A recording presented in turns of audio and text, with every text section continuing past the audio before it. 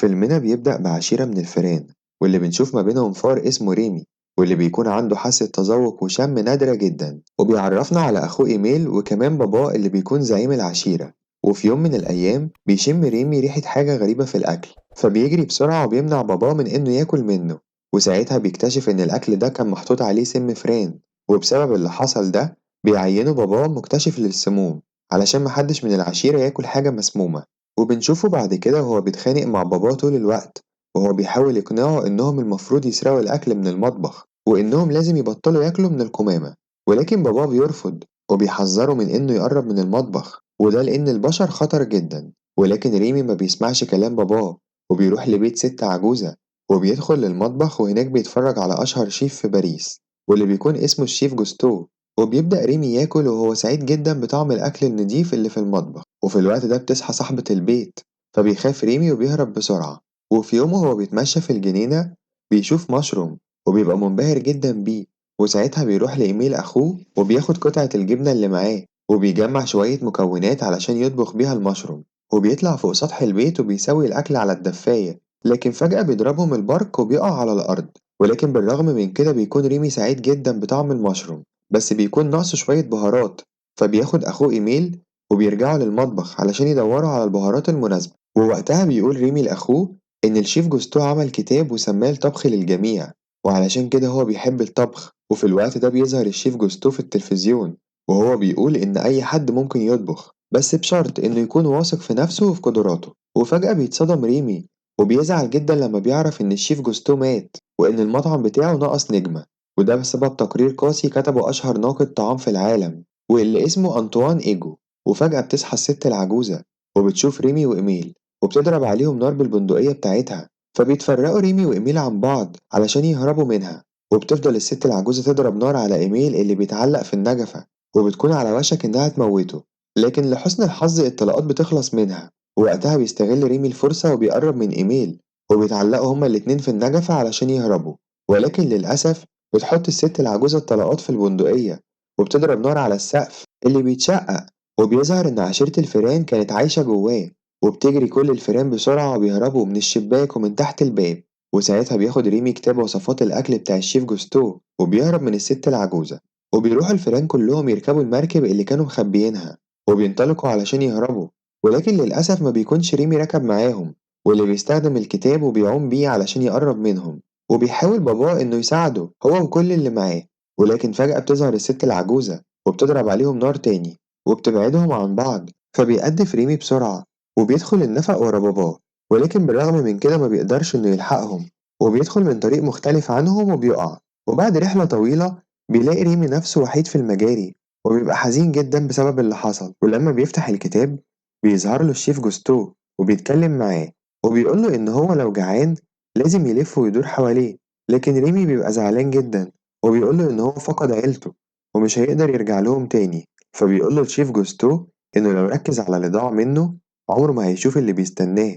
فبيتحمس ريمي وبيخرج من المجاري وبيقدر فعلا إنه يلاقي أكل. ولكن وقتها بيظهر له الشيف جوستو تاني وبيقول له إن هو مش حرامي وبيفكره إنه طباخ وإنه ما ينفعش يسرق. فبيمشي ريمي جوه الجدران وبيخرج من البيت وبيتسلق المواسير لحد ما بيوصل للسطح، وهناك بينبهر لما بيعرف إن هو موجود في باريس وإنه كمان جنب مطعم الشيف جوستو. وفي المطعم بنشوف الطباخين وهم شغالين وبيقدموا الطلبات للزباين، وبيكون ده تحت إشراف الشيف المسؤول عن المطعم اللي اسمه سكانر. وفي الوقت ده بيجي ولد اسمه لينجويني وبيقول للشيف إن هو ابن صديقة جوستو، وبيعرفه إن مامته ماتت وبيديله الجواب اللي هي سابتهوله وبيطلب منه يشغله في المطعم. ولكن سكانر بيرفض، وساعتها بيجي واحد من الطباخين وبيقوله إنهم محتاجين عامل نظافة، فبيضطر سكانر إنه يعينه. وبعدها بنرجع للفار ريمي وبيشوف لينجويني وهو بينظف الأرضية واللي بيوقع الشوربة بالغلط، فبيغير الوصفة بتاعتها علشان محدش ياخد باله. وبيتعصب ريمي جدا من لينجويني واللي عمله وبيبقى عاوز يحذر الشيفات.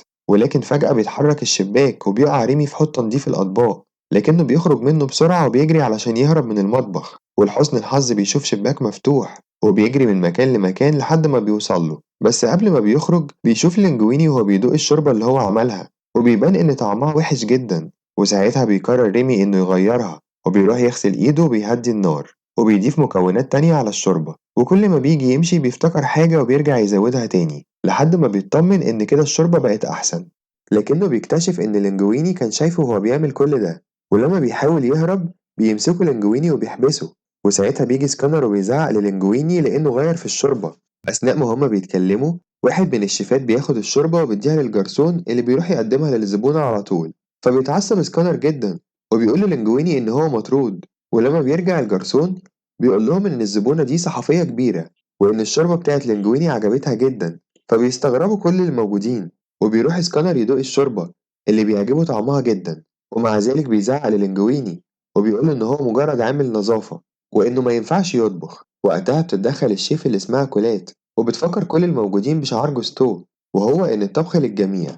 وبتكمل كلامها وبتقول لسكانر إن هو ما ينفعش يطرد لينجويني لأن الصحفية عجبتها الشوربة بتاعته وإنها ممكن ترجع في أي وقت علشان تجربها تاني. فبيقول لها سكانر إن لينجويني هيبقى تحت إشرافها، وبيعرف لينجويني إن هو هيطبخ الشوربة تاني. وساعتها بيستغل ريمي الفرصة علشان يهرب، ولكن سكانر بيشوفه وبيهاجمه هو وكل الطباخين، وبيقدر لينجويني إن هو يحبسه في برطمان. فبيطلب سكانر منه إنه ياخده المكان بعيد ويموته هناك، وبيعرفهم إن لو حد عرف إن عندهم فار في المطبخ المطعم ممكن يتقفل. وفعلا لينجويني بياخد ريمي وبيروح بيه للنهر علشان يرميه في المية، وقبل ما يعمل كده بيبص لينجويني في عين ريمي وبيصعب عليه جدا وبيرجع في كلامه وبيقوله إن هو ما بيعرفش يطبخ ومش هيقدر يعمل الشوربة دي تاني، وبيعرفه إن هو محتاج الشغل ده ضروري علشان يقدر يعيش. ووقتها لينجويني بيتفاجئ إن ريمي فاهم كلامه، فبيسأله إذا كان يعرف يعمل الشوربة دي تاني، فبيشاور له ريمي إن يقدر. فبيتصدم لينجويني وبعدها بيقرر إنه يخرجه من البرطمان مقابل إنه يعلمه الطبخ. وبمجرد ما بيفتح الغطا بيجري ريمي بسرعة وبيهرب منه، لكن بعد شوية بيرجع في كلامه وبيرجع تاني لينجويني وبيقرر إنه يساعده. وفعلا بيروحوا هما الاتنين لبيت لينجويني، وبيكون ريمي منبهر بالبيت لأنه قريب جدا من برج إيفل. وتاني يوم بيصحى لينجويني من النوم وما بيلاقيش ريمي في البيت، بيكون فاكر إن ريمي سرق الأكل، لكنه بعدها بيتفاجئ إنه بيعمله الفطار واللي بيعجبه طعمه جدا. وفي المطعم بنشوف كوليت وهي بتقرا التقرير اللي كتبته الصحفية عن المطعم بتاعهم واللي بتقول فيه قد إيه الشوربة عجبتها. ووقتها بيوصل لينجويني للمطبخ وهو مخبي ريمي في هدومه علشان محدش يشوفه، وبيستغرب كل الموجودين من طريقة مشي لينجويني الغريبة، وبيطلب سكانر من لينجويني إنه يعمله الشوربة دي تاني. وبيكون لينجويني مش عارف يحط إيه من المكونات في الشوربة، وما بيبقاش ريمي قادر إنه يوصل للمكونات اللي هو محتاجها علشان محدش يشوفه، فبيفضل ريمي يعض لينجويني كل ما يجي يمسك حاجة غلط. فبيضطر لينجويني يدخل لمخزن الأكل، وهناك بيتصدم لما بيشوف العلامات اللي على جسمه، وبيعرفوا إن هما الاتنين لازم يلاقوا حل علشان يقدروا يتواصلوا مع بعض في الطبخ. لكن ريمي ما بيبقاش مركز معاه لأنه جعان، فبيديله لينجويني جبنة علشان ياكلها. وفجأة بيدخل سكانر للمخزن فبيطفي لينجويني النور بسرعة وبيخبي ريمي، وبيبقى سكانر مستغرب لأنه بيكون حاسس إنه شاف الفار. وبعدها بيطلب من لينجويني إنه يرجع يكمل شغله. ولما بيخرج لينجويني من المخزن بيكون ريمي مستخبي تحت الطاقية بتاعته وبيتحكم في لينجويني عن طريق شعره، وبيقدر فعلا إنه يتفادى الجرسون اللي كان هيخبط فيه.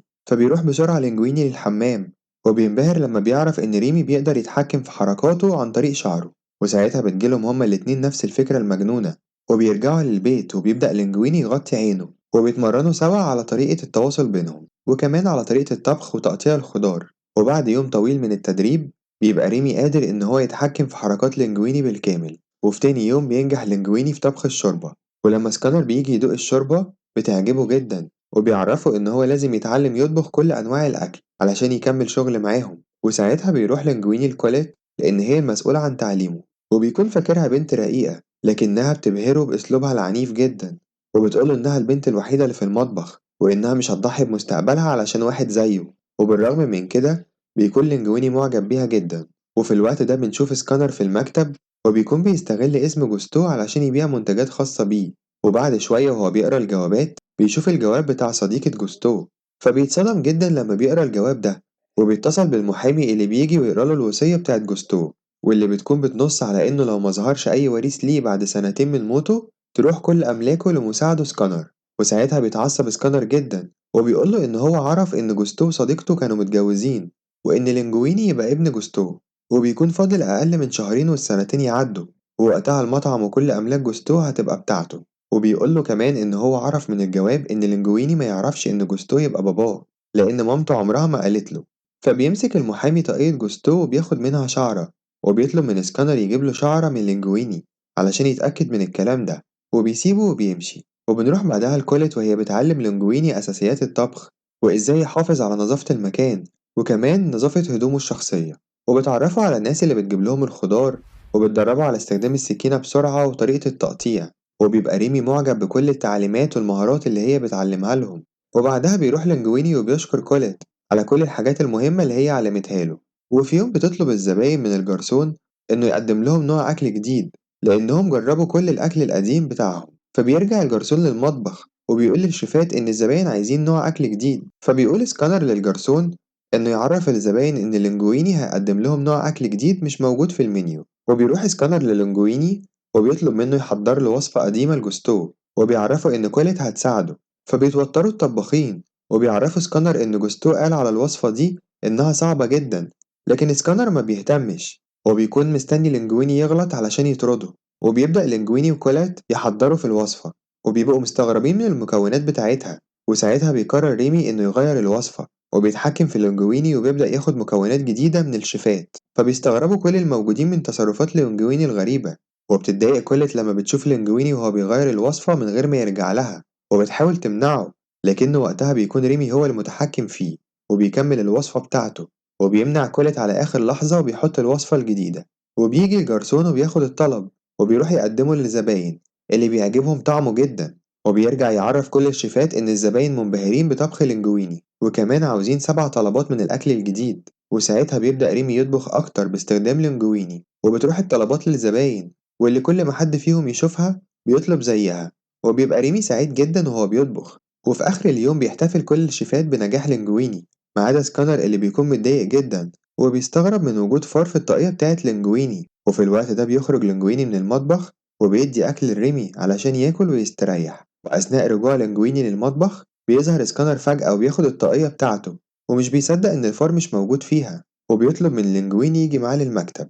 وبنروح بعدها لريمي اللي بيكون قاعد بياكل وهو فرحان جدا، وفجأة بيسمع صوت جاي من القمامة، فبياخد ريمي السكينة وبيروح لمصدر الصوت، وبيتفاجئ لما بيشوف أخوه إيميل اللي بيجري عليه وبيحضنوا بعض وبيعرفوا إن هما دوروا عليه كتير جدا. فبيدخل ريمي للمخزن وبيروح يجيب له أكل كتير وبيطلب منه يستمتع بطعمه، لكن إيميل بياكل الأكل بسرعة وبيقول لريمي إن هما لازم يرجعوا للعشيرة علشان يقابل باباه اللي قلقان عليه.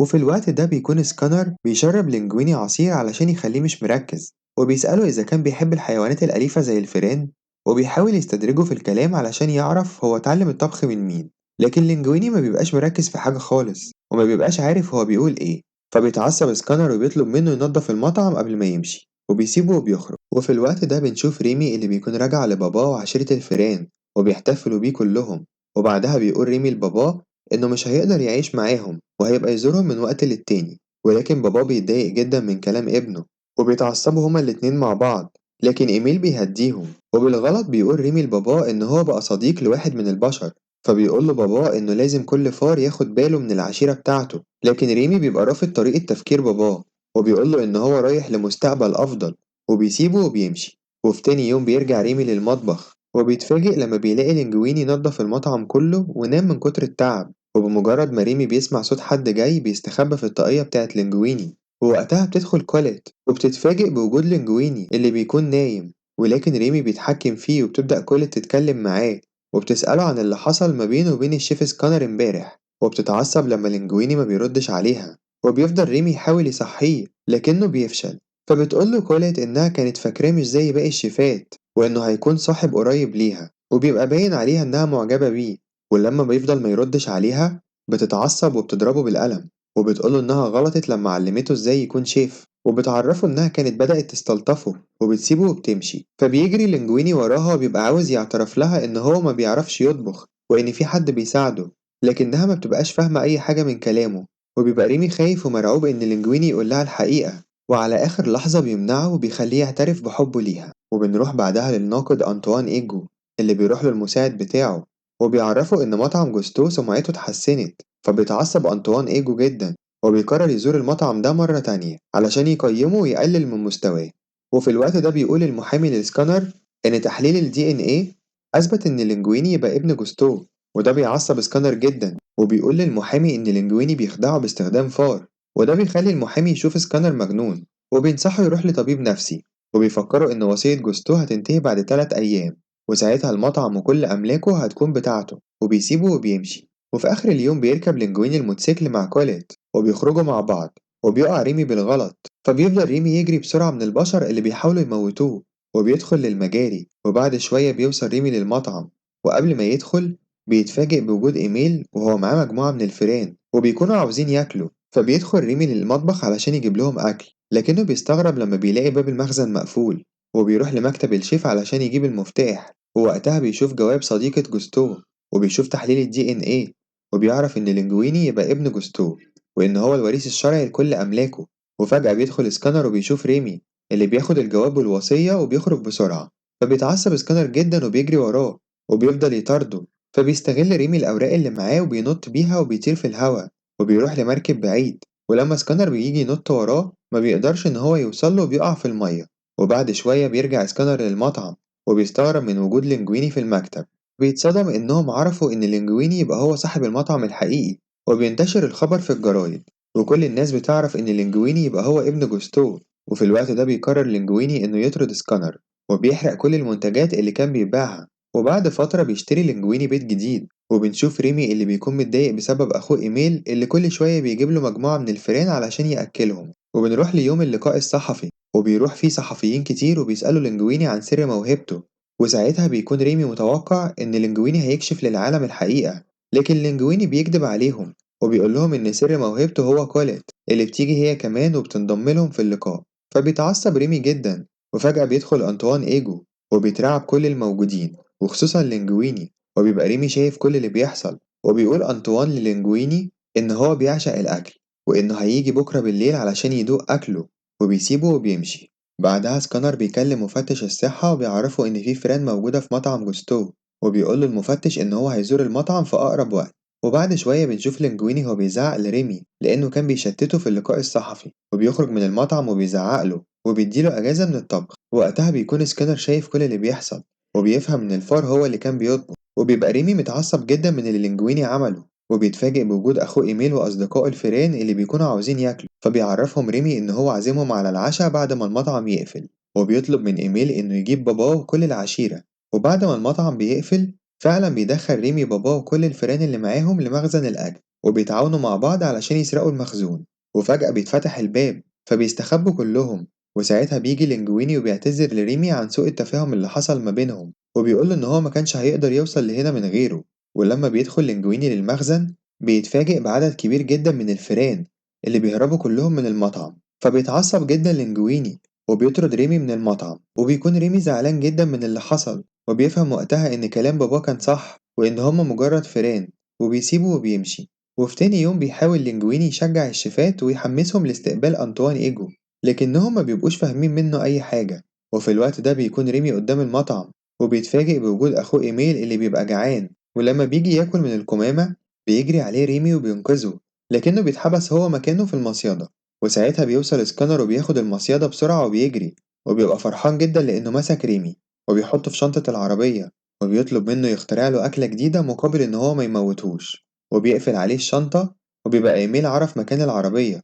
وبعد شوية بيوصل أنطوان إيجو للمطعم، وبيطلب من الجرسون إن يجيب له أحسن حاجة عملها الشيف لينجويني. وبيظهر سكانر وهو متنكر وقاعد على الترابيزة اللي جنبه وبيطلب نفس الطلب. وبنروح بعدها لريمي اللي بيكون حزين جدا وبيتكلم مع شبح جوستو، واللي بيقوله إن هو يائس جدا من الحياة. وبالرغم من كده بيفضل جوستو يشجعه. وفي الوقت ده بيجي باباه هو وباقي العشيرة وبيخرجوه، ووقتها بيقرر إنه يرجع تاني للمطعم، وبيروح باباه وأخوه وراه. وفي المطبخ بنشوف الشيفات اللي بيكونوا متوترين جدا ومش عارفين يقدموا إيه لأنطوان إيجو. وساعتها بيفقد لينجويني أعصابه وما بيبقاش عارف يطبخ أي حاجة من اللي عملها قبل كده. وفي الوقت ده بيكون بابا ريمي وأخوه بيحاولوا إنهم يوقفوه، لكنه بيدخل بسرعة للمطبخ، وساعتها بيشوفوه كل الشيفات، وقبل ما يهاجموه بيمنعهم لينجويني وبيعرفهم الحقيقة كلها، وهي إن الفار ده هو اللي طبخ كل الأكل اللي عجب الناس. وكمان بيفهمهم إن هو كان مستخبي تحت الطاقية بتاعته طول الوقت، وبيطلب منهم يساعدوه علشان يقدروا يقدموا طلبات الزباين. ولكن وقتها بيكونوا كل الشيفات مصدومين من اللي سمعوه وبيسيبوه وبيمشوا، وكمان كوليت بتتخلى عنه وبتمشي هي كمان. فبيحزن لينجويني جدا لأنهم كلهم اتخلوا عنه، وكده مفضلش أي حد يساعده، وبيسيب ريمي وبيدخل للمكتب، وبنروح بعدها لكوليت وهي بتعيط واللي بتقف في إشارة المرور، وبالصدفة بتشوف كتاب جوستو اللي اسمه الطبخ للجميع، وبتقرر ترجع تاني للمطعم. وفي الوقت ده بنشوف ريمي وهو زعلان جدا، واللي بيروح لباباه علشان يعتذر له، لكن باباه هو اللي بيعتذر له لأنه كان فاهمه غلط، وبيقول له إن هو اكتشف قد إيه ابنه شجاع، وبينادي على عشيرة الفيران اللي بتتجمع كلها علشان تساعده. وفجأة بيدخل مفتش الصحة للمطعم، وبيتصدم من اللي بيشوفه، وبيجري بسرعة علشان يهرب، فبيجري وراه بابا ريمي هو ومجموعة من الفيران، وبيطلعوا فوق العربية بتاعته علشان يمسكوه. أما ريمي فبيخلي باقي الفيران تتعقم علشان ما يلوثش الأكل، وبيقسمهم وبيوزع كل فريق منهم على مكان معين. وساعتها بينبهر لينجويني لما بيشوف الفيران وهي بتطبخ، وبيتحمس جدا، وبينطلق علشان يقدم الطلبات للزباين، وبيعتذر لهم عن التأخير. وفي المطبخ بيكون ريمي بيشرف على كل الفيران وهما بيطبخوا، وبيقدم لكل واحد نصيحة، وبيدوق الأكل اللي عملوه. وبتوصل كوليت للمطبخ في الوقت ده، وبتتصدم من الفيران وهي بتطبخ، لكن وقتها بيروح لها لينجويني وبيشكرها لأنها رجعت. وبتتصدم أكتر كوليت لما بتعرف إن ريمي عاوز يقدم لأنطوان خلطبيطة بالصلصة. وفي الوقت ده بيوصل بابا ريمي وباقي الفيران وهم مكتفين مفتش الصحة، وبيقرروا يحبسوه في المخزن. وبيبدأ ريمي يشرح لكوليت الطريقة اللي هتطبخ بيها الخلطبيطة بالصلصة، وبيضيف ريمي كل المكونات المطلوبة. وبعد ما بيخلصها بياخد لينجويني الطبق وبيروح يقدمه لأنطوان إيجو وكمان سكانر اللي بيبقى خافي هويته. وبمجرد ما أنطوان إيجو بيدوق الأكل بيفتكر نفسه أيام ما كان صغير، وبيفتكر مامته اللي كانت بتعمله نفس الأكلة دي واللي بيعجبه طعمها جدا. وبيقع القلم من إيده وبياكل وهو مستمتع بطعم الأكل وبينسى التقييم. وساعتها بيتعصب سكانر جدا وبيدخل للمطبخ علشان يشوف مين اللي طبخ الأكلة دي، فبيتصدم من الفيران هو كمان، وبيمسكوه بسرعة وبيرموه جنب مفتش الصحة. أما أنطوان إيجو فبيشكر لينجويني على الأكل اللي طبخه، لكن وقتها بيعرفوا لينجويني إن مش هو اللي طبخ الأكل ده، وبيسيبه وبيروح يجيب كوليت، وبيقولوا له إن هو لو عايز يعرف مين اللي طبخ الأكل ده لازم يستنى لحد ما كل الزباين تمشي. وفعلا بيستنى لآخر اليوم، وبعد ما كل الزباين بتمشي بيروح لينجويني وكوليت لأنطوان إيجو وبيقدموا له ريمي، وبياخده للمطبخ وبيبدأوا يشرحوا له كل حاجة والطريقة اللي ريمي كان بيطبخ بيها. وبالرغم من إن أنطوان إيجو كان مستغرب من اللي بيقولوه، لكنه بيشكرهم على العشاء وبيسيبهم وبيمشي. وتاني يوم بيكتب أنطوان إيجو في المقال بتاعه إن هو أكل أجمل وجبة في حياته من مصدر مفيش حد يتوقعه، وإن الشيف اللي قدم له الوجبة دي أثار إعجابه وفهمه أخيرا مقولة جوستو الشهيرة اللي بتقول إن الطبخ للجميع، وإن الشيف اللي قدم له الطبخة دي هو أفضل شيف في باريس كلها، وإنه بيأكد له إن هو هيرجع يزوره تاني قريب. وبسبب مقال أنطوان إيجو مطعم جوستو بيرجع 5 نجوم تاني بعد ما كان 3، لكن للأسف الصحة بتقفل المطعم بسبب الفيران اللي كانت موجودة في المطبخ. ولكن لينجويني وكوليت بيعملوا بعدها مطعم جديد وبيبقى عندهم زباين كتير، وبيبقى من ضمنهم أنطوان إيجو اللي بيجي دايما علشان ياكل من إيد ريمي. وأخيرا بيقدر ريمي إنه يحقق حلمه وبيبقى أفضل شيف في باريس كلها. وبس كده، ما تنسوش تعملوا لايك واشتراك في القناة لو لسه ما اشتركتوش، وفعلوا الجرس علشان الحواديت الجاية ما تفوتكوش أبدا. ونتقابل في حدوتة جديدة. باي باي.